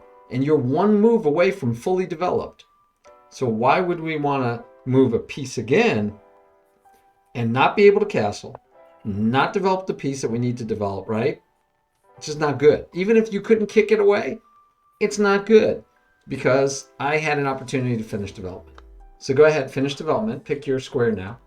You can pick any one you want, but I love the queen move. Great move. All right. So I guess this one's best. All right, I'm going to do that so I can free my bishop and protect my knight. Okay, your move.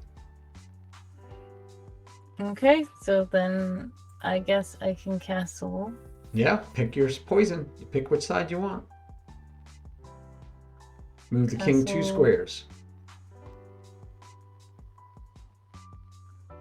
So I do have the ability to switch with this. Yeah, rook if you move on your king A. 2 squares, it'll do it for you. Oh, okay. Yep. Move your king uh, 2 squares in the direction you want to castle, and it'll do the rest. So this is a question. Would doing this be better? Castle? It's a great question. Let's talk about it. So if you go this way, again, it could look scary, but he only has one piece developed. Your bishop is hitting the pawn. Look, as soon as that knight moves, you'll be hitting the pawn with 2 pieces. Right? I can even envision sacrificing material like taking here, because then the queen is hitting the knight, although it's protected, but I also have 2 attacking the pawn. It might even be worth it to just sack away, right? You can even move this knight next, and after you move that knight, right, because then the knight can't go back, so you move here and then you chase the knight, even though you weaken your king. Where's the knight going to go? If he goes here, we're going to take, the queen's going to take, and then we can move the knight again and have a discovered attack on the queen, because the knight moves and the queen would be sitting there. So yeah, just this would be a little scarier for white, but also very aggressive. But this way would be a little more calm. There's no black bishop to bother you along this diagonal, because I traded my black bishop. You move 1 square over and you're behind 3 unmoved pawns. You have both the knight and the bishop nearby. You're super safe, right? You can still push, and then you can still put a rook here, right? You can put a rook here anytime you want. It takes another move. But, so which one is better? Kind of depends on your personality. If you're aggressive and you want to and take a little bit of a risk and be more dynamic, but a little bit of a risk, I would castle kingside, meaning short, meaning to the right. If you feel like, no, I like being safe. I like being safe. I don't want to throw everything out there. I'm scared. Then maybe you castle queenside. You play a little safer and you're still looking fine. But and you're hoping he castles over here where you could then throw your pawns at him like crazy. So both are fine. Sometimes there isn't, and the computer will tell you if a move is the best move, right? The computer will decide, even if it's like 0.01 better. So, but yeah, up to you. Okay. Dean, did you make it back yet? Oh man, he's been gone for a long time.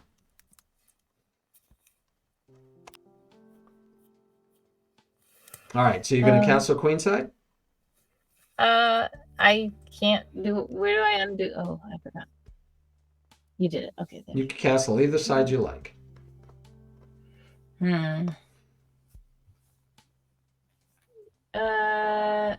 Okay.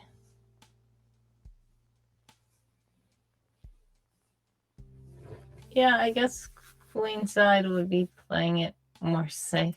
And you like being safe? I mean, for now. So the good news is we can stop the game, because all we were doing was getting through the opening. So black gets to move. So now we've both moved. You could say, well, I need one more move to finish my goal of king safety, right? You should be behind 3 unmoved pawns. but there's really no rush, right? You can do it when you need to. So you can now progress with a plan maybe to attack that pawn. You could kick the knight right away if you wanted to. We call it kicking the piece out, because anytime you attack any of these minor or major pieces with a pawn, usually they run. They don't want to trade for a pawn. So we call kicking the piece out. So you could kick the knight right now if you wanted to. You don't have to. You can actually try to open up the center. If he takes, you take. If he takes, you'd win the knight. And then look, your rook. By the way, remember the pins that we showed you? Mm-hmm. Pins are based off of, let me just pin this knight. Pins are based off what I call alignment. I'm aligning that bishop with your king. And for alignment, we're usually looking for undefended pieces behind it or rooks, kings, and queens. But this is an alignment. Here's another alignment. Look at this alignment. I'm also hitting your queen. Even though there's two pawns in the way, I've aligned my rook later on with your queen. I have aligned my queen with your Hold king. on. My Sure. headphones got unplugged. Sorry, I couldn't hear you. What did you say? I'm back, I think. Cool beans. So there you go. Hopefully. Look at all these alignments that white already has now. I don't hear you. Uh-oh. We'll wait. I can hear you. All right, are you talking? Yes. I still can't hear. Okay. We'll wait. Hold on. Let me see. I also don't keep up so well with chat. I'm really sorry. Hey, FFVM, how are you? You can look up my rating. You can actually do, Okay, I can think, you talk rating. now? Yeah, I've been talking. So you can actually look up rating if you want. I think it's a command. I'm not hearing you. And if that's not a command, you could just look me up. Tiberian You can hear me, 64 and but Tiberian. I can't hear you. Yes. I can hear you, but All right, you can't hold hear on. me. So I can hear my computer. I just awesome. can't hear She's you. getting started. Um, Oh, Bumblebee says yes. me- Yes. If I can hear her, then Can you I can leave? hear her. Yes. Yes, Yes. sorry, come right back. But she I'm can't sorry. hear me. Because I for can some hear my reason. computer noises, but I can't hear you. For some Hey, reason. cool. Khaki bot to the rescue. I know we're about to end anyway. I'll be right back. Sorry. Okay. I forget that Skacky Bat I even have the Skacky bot. I even forget I have it. All right, let me see. I don't think I have to re-invite her. I don't think I have to, but I'm going to, just in case she needs a new invitation. Just in case, because she bounced out to come back. Well, thank you, Bumblebee. I really appreciate it. I do. But I do have an 1958 USCF classic rating. So over the board, I'm 1958. Been as high as 1987. If that helps. But yeah, I definitely don't concentrate too much on my ratings. I think like everyone else, I'd like to have a better rating, but I enjoy teaching. I enjoy teaching more than playing, actually. I enjoy playing, don't get me wrong. I love playing chess. But I do enjoy teaching more than pretty much everything else I do.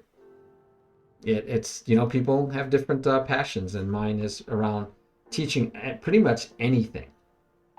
I've taught art class, I've taught writing class, I've taught chess a lot. I've taught classes for work, business classes on finding your purpose, on goal setting, strategic planning, metrics. I've wrote a book on metrics. So I just love teaching. I should have been a teacher instead of what I do now. But hey, it is what it is. It is what it is.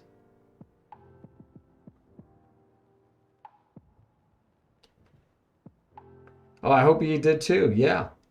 I still like his Skacky bot. It's a fun bot.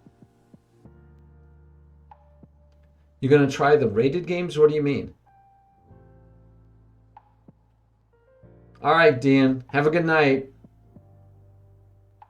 All right, get some sleep, my friend. You're waiting. Sorry. Thank you for telling me.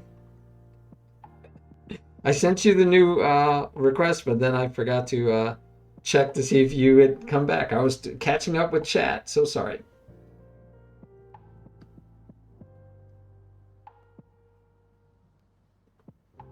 All right, so I've got my one guest. Yeah, where's my thing that says add to the stream? Or are you in it yet? I don't see you're in it yet. You're having trouble connecting to your guest. Returning guest to queue in 6 seconds. Come on, guest, join. All right, you're back in the queue again. It says you have to accept it again. Oh, over the board rated games? That'd be great, but you got to slow down a ton for that. You play way too fast. Unless you're gonna, there are speed. You can play in a speed tournament in person. Yeah, they're usually 5-0 though, no increment. But yeah, need to slow down. I want you to, I want you to keep moving ahead and keep improving. Yep. Well, again, bullet, I think you could do it for fun. You could do it for entertainment value. But yeah, when you're getting serious, you need to slow down. Yes, we could hear you. No, we could hear you fine. Yeah, Wordy Girl, we could hear you. You couldn't hear us. You couldn't hear me, but everybody could hear you and me, so. Yes. Oh, yes. Sleep makes a gigantic difference. Okay, it pushed you back to the slot again. It really doesn't want you to join me for the rest of the night, it seems like.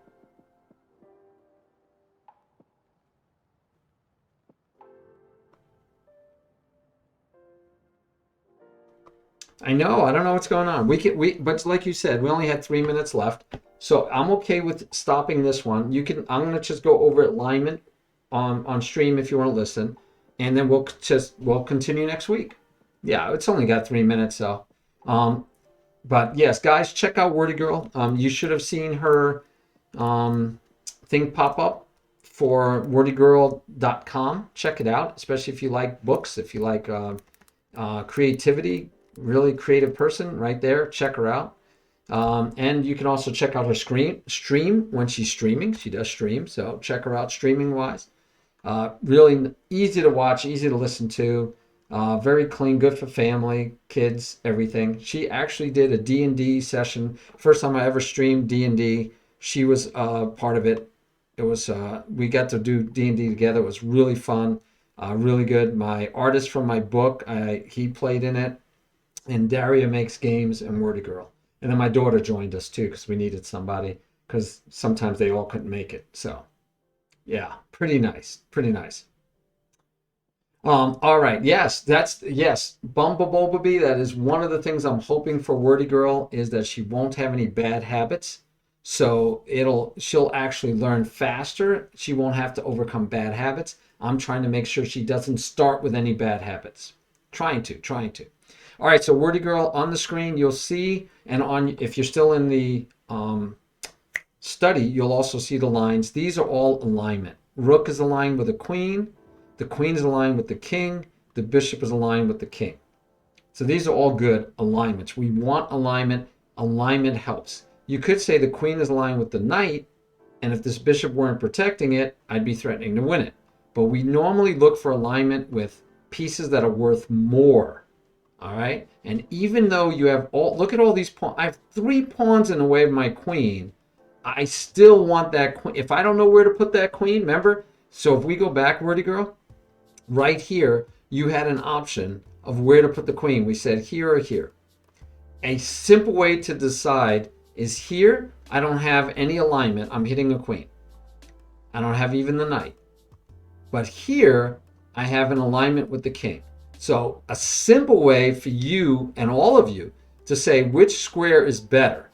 Yeah, you can try to do more calculations and which line, which angle, whatever. He has a light square bishop, so I'm going to stay off of light squares. You can decide that. I like the simplicity of saying this is an alignment, and I may get to use it later. If I line up all my pieces all the time with my enemy's pieces, I'm going to be pretty happy. Pretty happy. So always try to align your pieces. So again, at this point, you said which side the castle to? The rook would be aligning right here, which is good because it's right next to the king. So that's good. That would be an alignment. And this one is fair alignment too, because now I'm aligning with the queen. And now I have the king and the queen both aligned with. If I can get these pawns out of the way, I'm going to wreak havoc. Make sense? All right. Cool beans, guys. Yeah, you could play King Bumblebee. He's a lot better than you. Yeah. King is as good as me and better than me. So he's much better than me at fast games. I don't know if he's better than me at slower games. Fast games, Bullet and Blitz, very good. And he's a young man. I think he's only 15 now, maybe. I don't remember. I've known you for a long time, King, going on 2 years. But he's been learning chess from starting here, and he doesn't really have a chess club nearby, but he's been playing very well and learning fast. Very strong, and good player. But yeah, good for you to practice with. Maybe not to play serious games. You need to find somebody about 100 points higher than you. Mwahaha. You want to find somebody about 100 points higher than you, Bumblebee. Yeah. It's nice for you to play Nobleron, King, and me. Those are fun games. But we need to find you about 100 points higher. Yeah. Yes, your range is strange. Okay, Willie, let me know how it comes out. Let me know how the games come out, Willie. All right. All right, guys. That's it for the lesson tonight. We couldn't finish on stream with our guest, but that's okay. She was able to listen in, and we got to finish that. So that's good.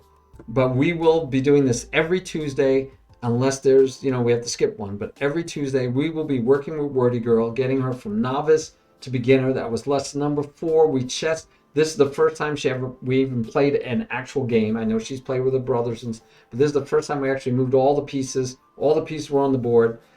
We will be always stressing all the principles and concepts and creating good habits, no bad habits. Thanks, WordiGirl. We will see you Tuesday. Yes. And thanks everyone in chat. You guys are so supportive of WordiGirl. We really appreciate it. Thank you so much. All right. We will see you later. And yes, even the pros do. Yes. I agree. I totally agree. You're not going to get me to say that the pros or the strongest players don't need to follow it. Remember, I say you have to be good enough to play bad moves, but even then, you want to be making good moves, right? You want to be making good moves.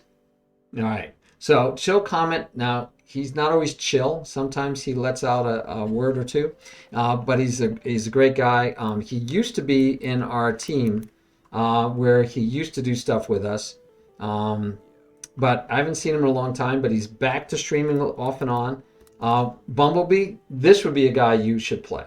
You should get on and play. You should play Chill Comment. Yes, you'd have good games. He might be a little better than you, win most of the games, but I think you'd really like playing him, and that would be a better matchup for you. That's my opinion, just my opinion. I want you to play somebody a little bit better than you so that you can see yourself get better and where you're beating them all the time. Hey, you too, WordiGirl. Thank you. We'll see you later. Take care. Let's go raid our friend Chill Comment, and we'll talk to you later. You're welcome, Vector. Thank you so much for the raid again. Thank you, Bumblebee, for the recommendation as always. Bumblebee, we'll see you, I think, 2 Fridays away. I think this next one we're actually working with Metal Eagle. All right, good night, guys. Bye.